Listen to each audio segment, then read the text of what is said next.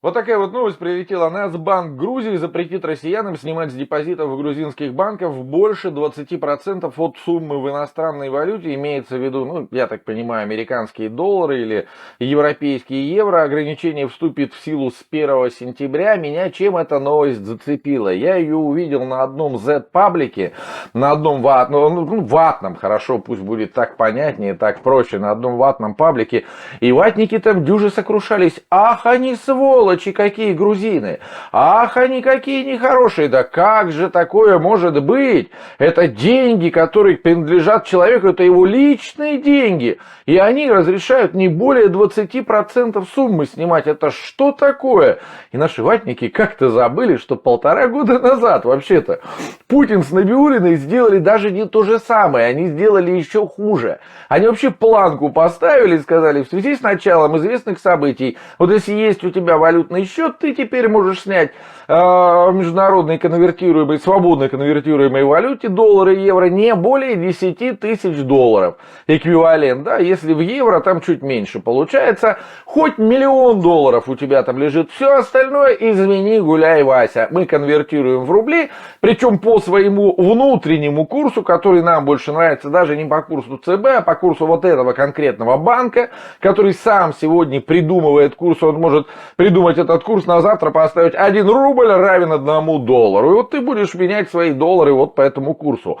Вот и все. Почему-то Z-патриоты об этом как-то забыли. Память у них короткая. Это «Россия без будущего», совместный проект реальной журналистики и АРУ-ТВ. Андрей Кузичкин по ту сторону экрана, как раз с точки зрения жителя иностранного государства для россиян, я думаю, он будет сегодня говорить. Ну и я, ватник Александр Романенков. Привет, Андрей. Привет, Саш, привет всем нашим слушателям, зрителям. И мы начинаем.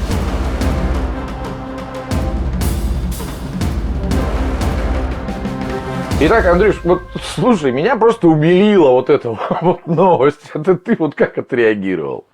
Ну, я-то никак не отреагировал, потому что у меня счет в банке в Эстонии хранится, поэтому нет проблем с обналичиванием. Но это естественно, это вполне все было ожидаемо, потому что сначала Грузия, Армения, Казахстан радовались, что к ним очень много понаехало людей из России, да тем более денежных. А потом, естественно, все эти деньги раскрутили инфляцию, и цены на жилье поползли, естественно, на недвижимость в целом и на аренду, и, конечно же, на продовольственном рынке тоже раскрутилась инфляция. Поэтому, в общем-то, это вопрос чисто технический, когда именно ограничивают обналичивание какой-то определенной суммы. Ну и плюс к этому ужесточаются санкции против России, продолжают ужесточаться, в том числе в банковской сфере.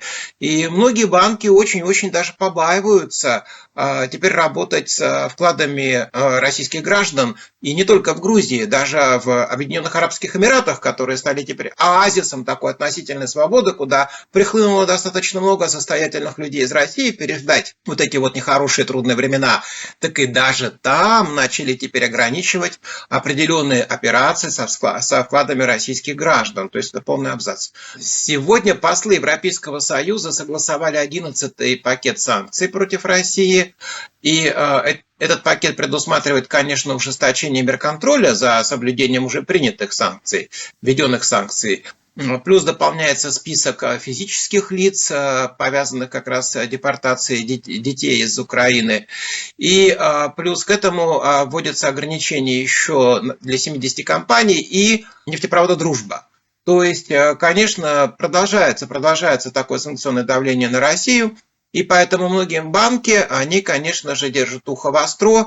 И теперь, поскольку уже вся Россия как токсичный такой организм представляется, начинают вот антитоксичные меры какие-то принимать. Поэтому меня это, в общем-то, такие меры Грузии не удивили. Как думаешь, откуда вот в наших людях, вот действительно какая-то память у людей короткая? Потому что когда наша сторона делает, вот смотри, делают одно и то же. В свое время, да, не хочется вспоминать чеченскую кампанию, но приходится вспоминать, да, и вот тогда мы говорили о том, что да, вот это не война в Чечне, да, это вот Россия бьется за целостность своих территорий, и вот эти же люди сейчас, спустя там энное количество лет, о зеркальной, на мой взгляд, ситуации в Украине, они, в общем, воспринимают ее как что-то другое.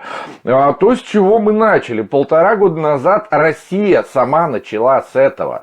Да, оказавшись в непростой ситуации, оказавшись под прессом, санкционным прессом, предвкушая, что он будет все сильнее и сильнее давить, я, в принципе, понимаю Набиуллину вот в этой ситуации, которая перепугалась, может быть, с целью сохранить какую-то валюту внутри страны и не дать ей уплыть за бугор, не дать остаться вот с нашими деревянными, только вот такое решение было принято.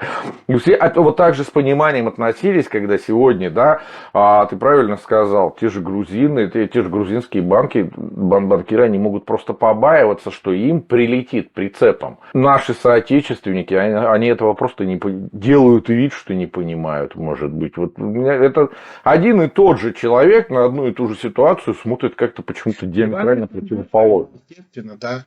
Если, например, что-то себе можно позволить, то другим это запрещено, и обывательский ум, он всегда подсказывает именно такую логику поведения. Когда, например, кто-то у кого-то что-то крадет, присваивает, говорит, ну, он себе еще найдет, а мне надо. Вот эта логика такая обывательская, немножечко жиганская, криминальная, она, к сожалению, доминирует в России, потому что люди, жившие исторически постоянно в условиях дефицита, привыкли все время где-нибудь что-нибудь присваивать потихонечку, ну, потому что государственное не свое. И вот эта вот система историческая, она выработала как раз двойные стандарты. То, что разрешено России, не разрешено Западу, например. Если мы бомбим города, то это потому, что мы боремся и защищаем свою родину.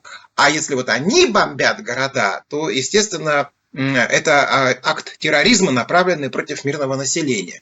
То есть вот эта система двойных стандартов, она пронизана абсолютно все в России. И политика, и экономика. Ну, а если говорить про Набиуллину, я сегодня только что ее слушал, и она сказала, что, конечно, вот последствия этих санкций оказались более мягкими, не такими катастрофичными, как мы ожидали. Но говорить, что все уже закончилось, и мы из этой ситуации выгребли, тоже нельзя. То есть Набиуллина, конечно, говорит то, что ей позволено сказать, позволяет говорить, но вот судя даже по таким застенчивым признаниям, на самом деле, да, ситуация в России будет усугубляться. И я так понимаю, что поэтому пропаганда еще более усиливает давление на публику. И зачастую, ладно, Набиуллина там говорит полуправду или не всю правду, но российские пропагандисты просто гонят прямую откровенную ложь и фальшь, надеясь, что people все это схавает. Особенно, да, смешно, когда я вот слушаю какие-то отчеты по специальной военной операции в Украине. Тебе так не кажется? Что там просто уже температура, градус забирательства превысила все разумные пределы и нормы. Ты вот меня сейчас провоцируешь вот этим вот вопросом. Нет, мне, конечно же, не кажется. Я, конечно же, доверяю Министерству обороны, естественно, потому что они не могут врать. Я свято верю, что за 1,5 года боевых действий, специальной военной операции вполне себе возможно, что 1,5 триллиона украинских танков было подбито, что плюс 100 500 самолетов было сбито, что ВСУ потеряло только в живой силе 1 100 человек. Я в это верю, поэтому я абсолютно доверяю нашему министерству. Я не могу не доверять Министерству обороны, я не могу не доверять пресс-службе Министерства обороны господину Коношенкову, потому что это официальные лица, они не могут обманывать. Неужели официальные лица в Российской Федерации, неужели официальные СМИ Российской Федерации могут говорить неправду? Я в это никогда не поверю. Ты меня сейчас просто провоцируешь и заставляешь не любить мою прекрасную родину. Как я бы вот так ответил. 4 танка, уничтоженные только за один день боевых действий на Донбассе. Украинских, конечно, танков, украинских вооруженных сил. То есть ты этому тоже беспрекословно веришь? Естественно, у нас-то потерь нет. У нас потерь нет. У нас там есть 1,5 раненых бойца, 5000, по-моему, погибших в общей сложности. Вот в эти цифры я верю. Вот в Ну, этой тогда, ситуации я уверен. почему тогда Министерство обороны теперь запрещает губернаторам, властям региональным даже упоминать в некрологах погибших героев специальной военной операции? Вот как это получается? Мне вообще в голову не укладывается. Вторая мировая война, там каждый погибший, Великая Отечественная война, каждый погибший – это герой. С ним носили, значит, их увековечивали, память, естественно, не сразу после войны, потому что много было пропавших без вести. А сейчас ведь вот все известно, кто такой, где, при каких обстоятельствах погиб. А почему-то запрещают даже об этом упоминать в прессе. Боевые действия это продолжаются, герой погиб, выполняя, да, вот какой-то свой долг, находясь, да, и являясь там каким-то небольшим звеном какой-то цепочки, которая продолжается, это секретная цепочка. Если мы сейчас начнем рассказывать, что этот герой был участником вот этой вот секретной цепочки, там, грядущего наступления, там, которое состоится, например, в следующий понедельник, и вот где-то это все озвучим, враг об этом может узнать, и тогда, в общем, грядущее наступление на понедельник сорвется, может быть, как-то с этим связано, я не знаю, честное слово. Но если серьезно, да, вот отбросив в сторону вот эти вот все бредни, слушай, есть у меня и хорошая новость, раз уж мы тут с тобой о санкциях заговорили, о пропагандистах, о бесконечном вранье, и вот да, то, с чего начали, что уже иностранцы побаиваются с россиянами связываться, тут прилетела новость, которая действительно из разряда: вот они нас не обманули, что санкции нам только на пользу. Вот эта новость, правда, без стёба, она нам только на пользу. Оказалось, что у одного из крупнейших провайдеров мобильной и спутниковой связи, компании МТС, в связи с санкциями, они передают сигнал вещательный, в общем, заблокировали всех пропагандистов. То есть вот все пропагандистские каналы в МТС начали жаловаться абоненту, что у них и нет, пропали пропагандистские каналы. Вот, как выяснилось, МТС арендовали какой-то там азиатский спутник, хотя они до этого врали, что это их личные, собственные спутники. Я буквально сегодня в программе об этом рассказывал, в 2014 году там все это. Ну, посмотрите, реальную журналистику, я там более подробно об этом рассказывал. Вот выяснилось, что они думали, что мы же тут как бы азиаты-то нас не подставят, азиаты-то нам нож в спину не воткнут, а азиаты тоже решили, да ну его нафиг, связываться самим, попадать под санкции. А вот и в плане, значит, выполнения вот этих вот международных санкций они просто отключили, вот, ну, те, кто арендодатели этого спутника МТС, они просто отключили все федеральные каналы. Знаешь, и сейчас все абоненты, вот кто сидят на МТС, или те, кто, значит, пользуются через их сети, через их спутниковый сигнал, да, передают вещание, вот они все остались вообще без пропаганды. Больше тебе скажу, сам лично столкнулся, вот у меня здесь на даче я нахожусь, я пользуюсь другим спутниковым оператором, телекартой, у них тоже начались проблемы. У них тоже начались проблемы, начали блокироваться некоторые каналы, пропадать сигнал. То есть не все, развлекательные каналы, нормально, фильмовые, нормально, вот именно вот определенные направленности канала, они начали зависать, пропадать. То есть, грубо говоря, пропаганда начала терять эфир. И вот допрыгались. И оказалось, что пропагандистам, вот они сейчас сидят, вот я про этот спутник недаром заикнулся, так получается, что им скоро даже и вещать-то негде будет. То есть они настолько заврались, что они сами стали жертвами своего же собственного вранья. То есть вот сейчас, МТС это серьезно большой крупный оператор связи. У нас большая тройка, их всего 3. Крупных сотовых операторов, это крупные сотовые компании. У нас всего там 4 крупные спутниковые компании. Вот. И сейчас их уберут из эфира, из Ютуба, их тоже выкинули. Я просто боюсь, что пропагандисты друг другу будут все это показывать, записывать на кассету, переписывать. Как, знаешь, там в 80-е годы был сам издат. Там в 90-е, брат 2 недавно смотрел, у тебя Наутилус есть крылья, дашь переписать? И вот такая же ситуация будет. У тебя есть последний выпуск Соловьева, есть, дашь переписать? Вот, я боюсь, вот к этому пришли. То есть, оказывается, все это время врали, ни черта своего нет. Вот настолько добрались, что они даже в этом плане не подстраховались. Но это полный привет. Я обалдел, если честно. Тут, конечно, Европа свою роль играет. Санкции это как раз были на вещатели наложены уже давно. И они потихонечку, да, все вот эти вот спутники, которые висят, ретрансляцию ведут каналов российских на Европу, но и в том числе и на Россию, они, да, постепенно их блокируют, поэтому пакеты операторов, которые хотят продолжать вещать на Европу, тоже развлекательный контент предлагать, они, конечно, вынуждены эти пакеты свои почистить. Но когда мы вот оцениваем пропагандистский потенциал российского государства, мне кажется, что он на самом деле неисчерпаем. Ну, конечно же, вот эта вот ситуация с затянувшимися военными действиями в Украине уже общество российское напрягает довольно сильно.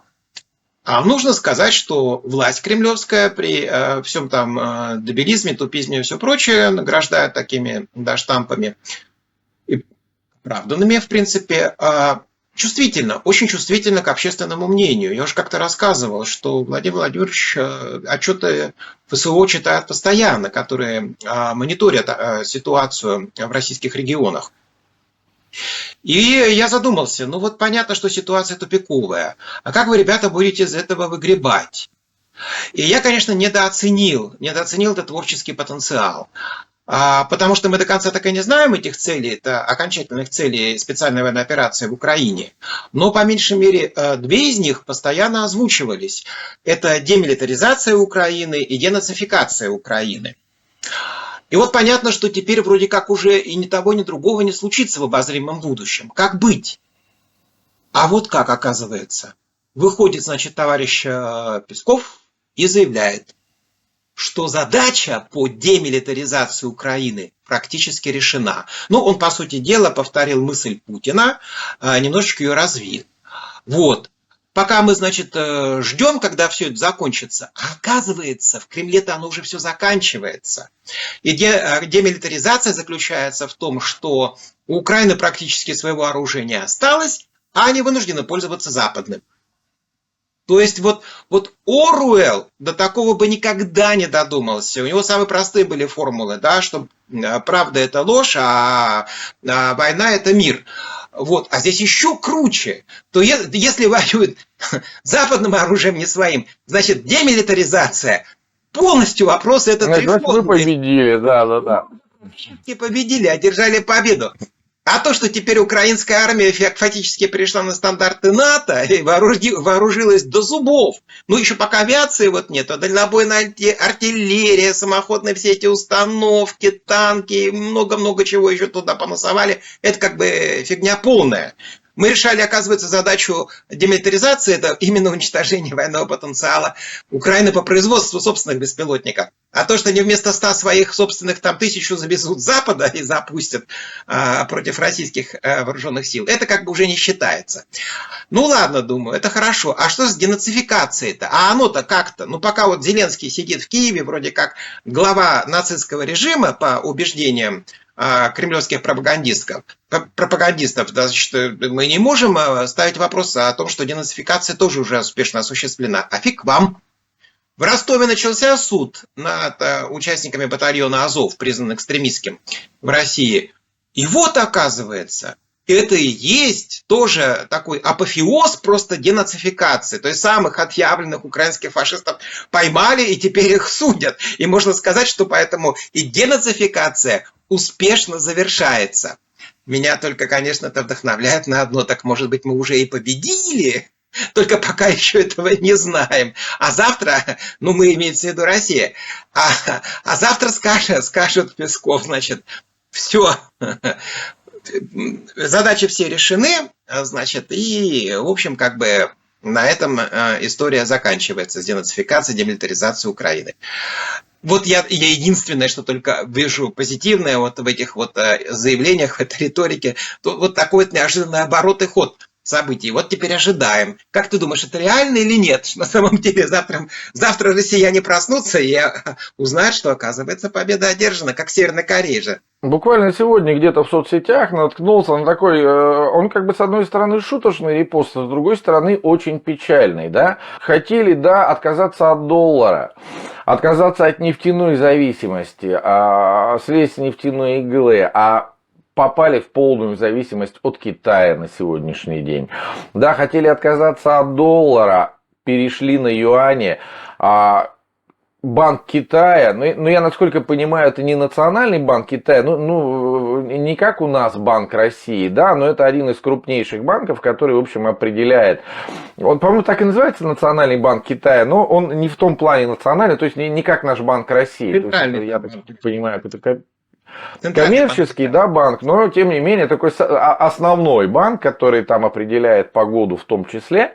Вот, они вышли с предложением, что вот без нашего разрешения, то есть наши юани никто не имеет права тратить. То есть, грубо говоря, мы все сидели долго-долго, боялись, что вот цифровые деньги ведут, и вот твои деньги просто кто-то возьмет и заберет. А не нужны уже никакие цифровые деньги. Твои бабки перевели в юани, и теперь ты, прежде чем пойти свои бабки потратить, ты должен у китайцев спросить: дорогие китайцы, а можно я вот этими вашими, моими, но вашими юанями при этом рассчитаюсь, там, я не знаю, за булку хлеба, за фуру зерна, там, за что-то еще. Больше того, Скобеева в эфире центрального телеканала государственного кричит: нам бы сюда еще 3 миллиона китайских солдат. Я так сижу и думаю: ребят, вы вообще понимаете, что вы несете?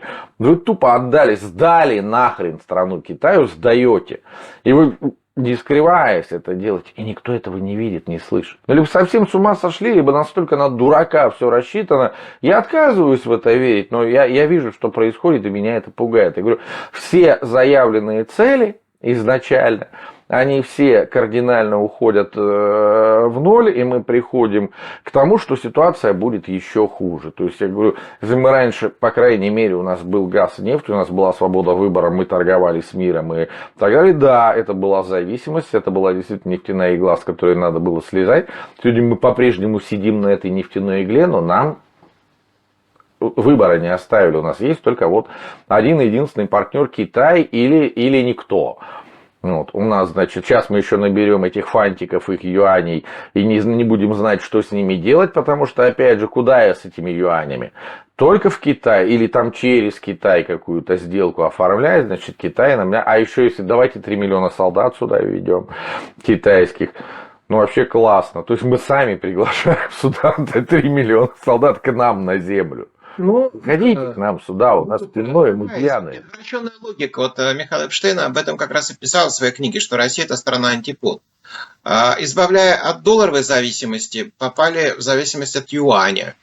И теперь нас убеждают, что это гораздо лучше. Боролись с НАТО, боялись, что НАТО расширится. А теперь приглашаем сами, значит, сюда новых союзников китайцев. Их мы не боимся. Хотя Китай тоже ядерная держава, и вооружению их достаточно. Вот. То есть это просто бессилие власти показывает. И глубокий такой системный кризис.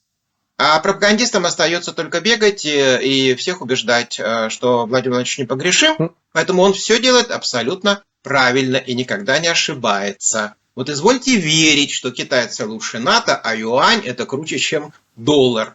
Но я не думаю, что народ на самом деле в это верит прямо так вот беспрекословно и безусловно. Мне кажется, что российское общество находится в состоянии такого трезвого цинизма.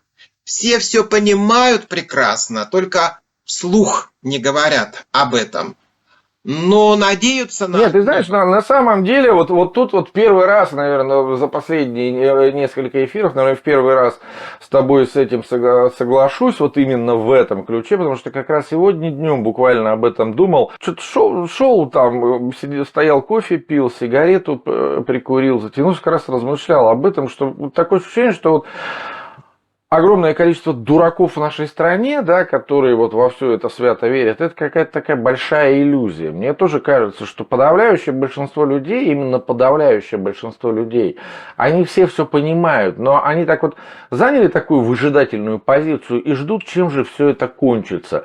Потому что, такую, вот в эту ахинею нормальному человеку, которому несут про боевых комаров опять вот на этой неделе, причем очень большие люди с большими звездами на плечах в очередной раз говорили, какие-то депутаты на полном серьезе несут ахинею про боевых комаров, которых приручили, воспитали в лабораториях НАТО. Эти боевые комары будут десантированы где-то там, и они будут различать, значит, где русский человек, а где не русский, и будут заражать исключительно русских. И я сижу, думаю, ну это каким надо быть шизоидом, чтобы вот, да, вот это всю ахинею просто проглатывать. Тронут. Матвиенко и Кириенко эти комары не тронут. 100 пудов. Видимо, вакцинироваться будем от боевых комаров в обозримом будущем, потом от боевых гусей.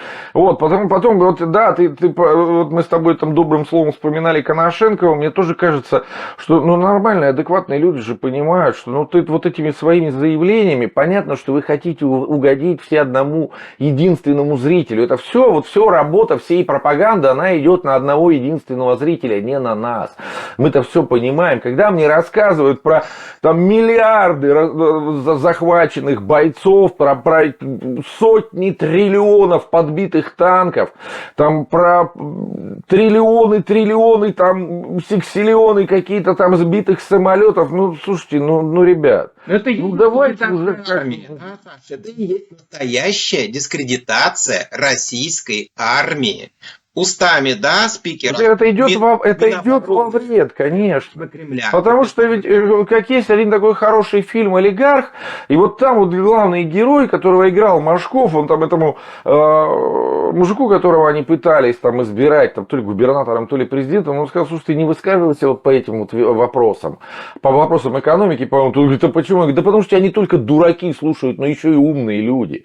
И вот мне тоже хочется, вот, чтобы они там, кто-то наконец задумался, кто у них там занимается всей вот этой вот историей. Ну, не только дураки ведь смотрят наших пропагандистов, но еще и умные люди. И противник потенциальный тоже. И они сидят после вот этих вот всех россказней, они там сидят наверняка за животы, ухахатывают, Comedy Club смотреть не надо. И делают выводы, что у России будущего нет. К сожалению. Ну вот на этой оптимистичной ноте предлагаю закончить опять, да, опять мы упираемся в одно и то же. Россия без будущего, вот так вот мы себя назвали, просто так огульно. Шутки ради прикола, а вот оно все к этому и выплываем. Да, в следующий раз надо, Саш, поискать все-таки потенциал развития, я думаю, так, чтобы быть объективными и разносторонними. Это была «Россия без будущего». Меня зовут Александр Маренков, мой соведущий Андрей Кузичкин, совместный проект реальной журналистики АРУ ТВ. Увидимся, услышимся и очень скоро. Пока-пока, Андрей. Да, всем счастливо, желаю удачи и до новых встреч.